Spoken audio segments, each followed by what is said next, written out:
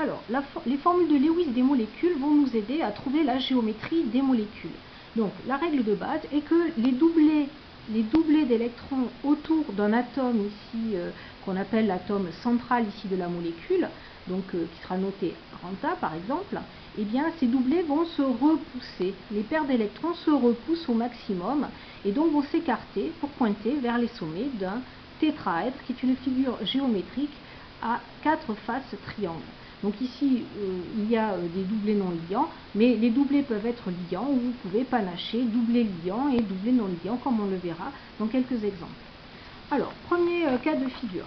Si l'atome central, grand A, est entouré de 4 atomes que j'ai notés ici, grand X, qui peuvent être identiques ou différents. Les doublés liants ici, eh bien, vont se repousser au maximum et conférer à la molécule ici une géométrie ici tétraédrique. C'est le cas de la molécule de méthane CH4. Donc en effet, eh bien, les doublés ici d'électrons qui sont tous des doublés ici liants vont se repousser au maximum et permettre à cette molécule ici d'avoir cette géométrie tétraédrique. Les atomes d'hydrogène ici vont pointer vers les sommets d'un tétraèdre.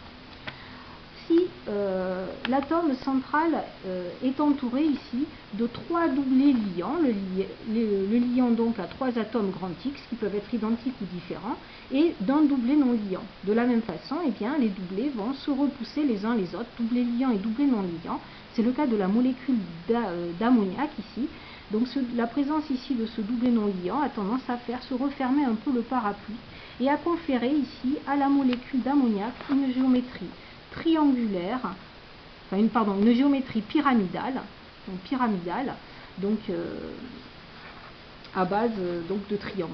D'accord ? Donc ensuite, si maintenant l'atome central, grand A, est entouré de 2 doublés liants et de 2 doublés non liants, c'est le cas de la molécule d'eau, et bien pareil, ces doublés liants et non liants vont se repousser les uns les autres et conférer ici à la molécule d'eau une géométrie qui va être ici coudée, donc une géométrie coudée ou angulaire pour la molécule d'eau.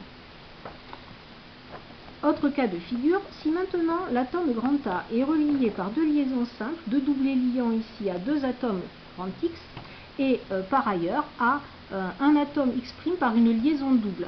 Donc c'est le cas, par exemple, de cette molécule ici de méthanal.